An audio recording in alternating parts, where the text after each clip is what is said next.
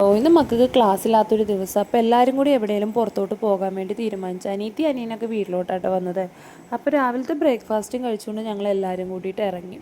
സ്ഥിരം പോകുന്ന മെയിൻ റോഡിലൂടെ പോകാണ്ട് നമുക്കിന്ന് വേറെ വഴിക്ക് പോകാമെന്ന് പറഞ്ഞിട്ട് ഞാനാട്ടോ ഈ റൂട്ട് അവരെ പിടിച്ചുകൊണ്ട് വന്നത്.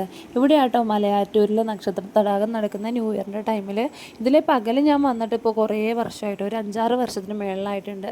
കൂടുതലും നൈറ്റായിട്ടോ ഇപ്പോഴായിപ്പിന് ഇവിടെ വരാറ്. അതായത് ന്യൂ ഇയറിൻ്റെ തലേന്നൊക്കെ കഴിഞ്ഞ വർഷമൊക്കെ വന്നിരുന്നു കേട്ടോ. ആദ്യമായിട്ടോ ഞാൻ പറഞ്ഞ വഴി കൂടെ വന്നിട്ട് അവരെന്നെ തല്ലാണ്ട് വിട്ടത്. സാധാരണ ഞാൻ ഏതൊരു വഴി റൂട്ട് മാപ്പ് ഇട്ടിട്ട് വന്നാലും ആരെങ്കിലും കയ്യിൽ നിന്ന് എനിക്ക് ചീത്ത കേൾക്കാറുണ്ട്. നീ പറഞ്ഞ തൊലിഞ്ഞ വഴി കൂടെ വന്നിട്ട് പണി കിട്ടിയെന്നോ റോഡ് മോശമായിരുന്നോ എന്നൊക്കെ പറഞ്ഞുകൊണ്ട്. പക്ഷേ ഇവിടെ നല്ല രസം ഉണ്ടായിരുന്നു കേട്ടോ. എല്ലാവരും പ്രകൃതിയൊക്കെ ആസ്വദിച്ചുകൊണ്ട് ഇങ്ങനെ പോകുന്നു. നല്ല ശാന്തമായ ഒരു ഏരിയ കേട്ടോ. നഗരത്തിൻ്റെ തിരക്കുകളോ ബഹളങ്ങളോ ഒന്നുമില്ല. എൻ്റെ അതുമോനെ ഉറക്കം വന്നു തുടങ്ങി കേട്ടോ കണ്ണിലെ. പിന്നെ ഞങ്ങൾ ആനയുണ്ടോയെന്ന് നോക്കി നോക്കി വന്നിട്ട് ആനേനെ ഒന്നും കണ്ടില്ല. മണി പശുക്കളെ കണ്ടു. ഈ ഏരിയയിൽ നിറച്ച് റബ്ബറുകളാട്ടോ കൂടുതലും. അങ്ങനെ എൻ്റെ അതുമോൻ ഉറക്കം പിടിച്ചു. അവനെ തന്നെ ആയുന്നാട്ടോ വിശേഷിപ്പിക്കാറ്. നിക്കോനൻ സിനിമയിൽ ദിലീപ് പറഞ്ഞോട്ടെ. അങ്ങനെ ആദ്യത്തെ ചെക്ക് പോസ്റ്റ് എത്തി. അവിടെ ഇറങ്ങി. അവിടെ പാസ് ഞങ്ങൾക്ക് 30 രൂപയാട്ടോ ആയത്. പിന്നെ അവിടുന്ന് നേരെ വണ്ടി കയറിയിട്ട് ഞങ്ങൾ പോന്നിട്ടാ. പിന്നെ ഈ ഏരിയയിൽ ഞങ്ങൾ പോകുന്ന ടൈമിൽ വലിയ വണ്ടികളൊന്നും വന്നില്ല കേട്ടോ. അവിടുത്തെ ചുറ്റുപാടുള്ള ആൾക്കാരുടെ ബൈക്കുകളും അല്ലെങ്കിൽ അതുപോലെ യാത്ര പോയവരുടെ കാറ് 1-2 വന്ന് അങ്ങനെ. ഈ പറമ്പിലാണെങ്കിൽ ആകെ ഒരു പെര. അത് ചുറ്റും വിശാലമായ പറമ്പും കാണാനൊക്കെ ഒരു ആനച്ചന്തമൊക്കെ ഉണ്ട് കേട്ടോ. പക്ഷേ ഞാനാണെങ്കിൽ ഒറ്റ ദിവസത്തെ താമസമായിട്ടേ കാണുള്ളൂ. പിറ്റന്നത്തേക്ക് ഞാൻ വടിയായി പുകയായി കാണും. എനിക്ക് രാത്രി ആയി കഴിഞ്ഞാൽ കുറച്ച് പേടിയൊക്കെ കൂടുതലാട്ടോ. ഈ മലയുടെ താഴെയൊക്കെ നിറച്ച് കോടയാട്ടോ. നല്ല ഭംഗിയുണ്ട് കോടയൊക്കെ കാണാനായിട്ട്. ഇതിനിടയിൽ തത്തയും കാക്കയുടെ മടിയിൽ കിടന്ന് ഉറങ്ങി. അപ്പോൾ പപ്പിമോള് വാപ്പിയായിട്ട് നല്ല പോരുവിളിയാട്ടോ. തത്തേനെയാണ് വാപ്പിക്ക് എന്നേക്കാൾ കൂടുതൽ ഇഷ്ടം. അതുകൊണ്ടാണ് തത്തേനെ ഇരുത്തിയത് പറഞ്ഞുകൊണ്ട് അവൾ വഴക്ക് പിടിച്ചുകൊണ്ടിരിക്കുക കേട്ടോ. അപ്പോൾ പപ്പിയോട് തിരിച്ചു വരുമ്പോൾ നിന്നെ ഇരുത്താന്നൊക്കെ പറഞ്ഞ് സമാധാനിപ്പിക്കാനൊക്കെ നോക്കുന്നുണ്ട്. ഒറ്റയടിക്ക് ഒറ്റ പെഴുത്തായിരുന്നു കേട്ടോ മഴ. അതുപോലെ തന്നെ തോരുകയും ചെയ്തിട്ടോ.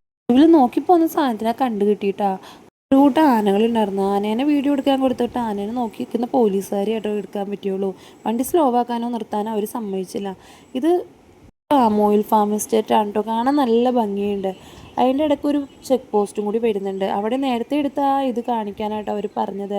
ഒടുവിലൊരു പാലം കയറിയപ്പോൾ ഇങ്ങനെ കുത്തൊഴുക്കുള്ള പാറക്കെട്ടിൽ കൂടെ പോകുന്ന വെള്ളമൊക്കെ കണ്ടു. കുറച്ച് നേരം വണ്ടി അവിടെ സൈഡാക്കി. പക്ഷേ ഞങ്ങൾ പിള്ളേരെയും കൊണ്ട് ഇറങ്ങിയില്ല കേട്ടോ. അവർ 2 പേരെ ഇറങ്ങിയോളൂ. മക്കളെയും കൊണ്ട് ഇറങ്ങിയൊക്കെ കഴിഞ്ഞാൽ റിസ്ക്. ഒരുപാട് ആൾക്കാർ അവിടെ നിന്ന് ഫോട്ടോ എടുക്കുകയും വീഡിയോ എടുക്കുകയൊക്കെ ചെയ്യുന്നുണ്ടായിരുന്നു. അങ്ങനെ അവിടുന്ന് നേരെ പോകുന്ന വഴിക്ക് സിൽവർ സ്ട്രോം കണ്ടിട്ടാ. ഇതിലൂടെ പാസ് ചെയ്യുമ്പോൾ വണ്ടിയിലിരുന്ന് മാത്രമായിട്ടത് ഞാൻ കണ്ടിട്ടുള്ളൂ. ഇന്നേ വരെ അതിൻ്റെ അകത്തോട്ട് കയറാൻ പറ്റിയിട്ടില്ല. അങ്ങനെ നേരെ ഡീസൽ അടിക്കണമായിരുന്നു. അവിടുന്ന് നേരെ പമ്പ് അന്വേഷിച്ച് പോയി പമ്പിൽ കയറി കഴിഞ്ഞപ്പോൾ എല്ലാവർക്കും വാഷ്റൂമിലൊക്കെ പോകണമായിരുന്നു. അങ്ങനെ വലിയവരും കൊച്ചും പിച്ചുമൊക്കെ ബാത്റൂമിലൊക്കെ പോയി വന്ന് പിന്നെ ചായ കുടിക്കാമെന്ന് തീരുമാനിച്ച്. വരുന്ന വഴിക്ക് ഞങ്ങളൊരു ചായക്കട കണ്ടായിരുന്നു.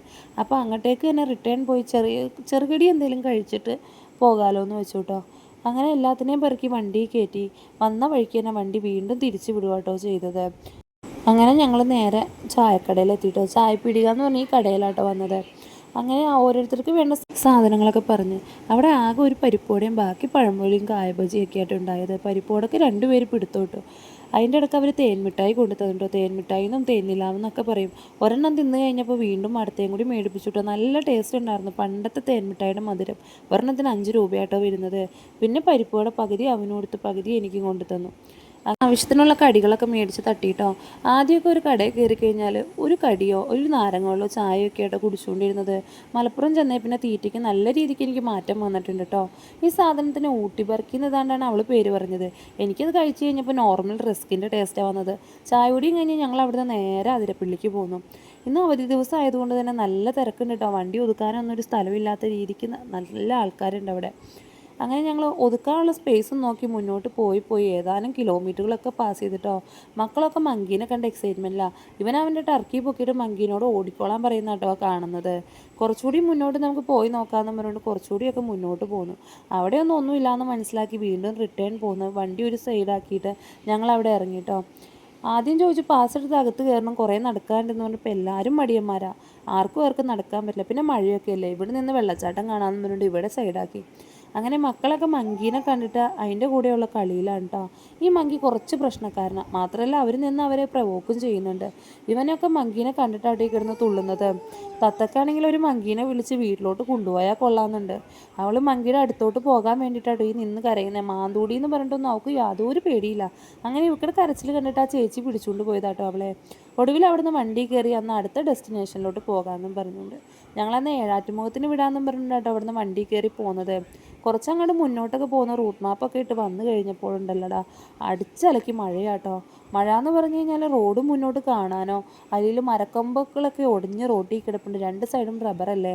അപ്പോൾ ഇനി പോയി കഴിഞ്ഞാൽ റിസ്ക് ആണ് എന്ന് പറഞ്ഞിട്ട് നേരെ വീട്ടിലോട്ട് പോകാൻ തീരുമാനിച്ചിട്ടാ. അങ്ങനെ ഞങ്ങൾ അവിടുന്ന് വണ്ടി നേരെ തിരിച്ച്. അപ്പോൾ ഇന്നത്തെ വീഡിയോ ഇത്രയേ ഉള്ളൂ. ഇഷ്ടമായാൽ സബ്സ്ക്രൈബ് ചെയ്ത് സപ്പോർട്ട് ചെയ്യണം.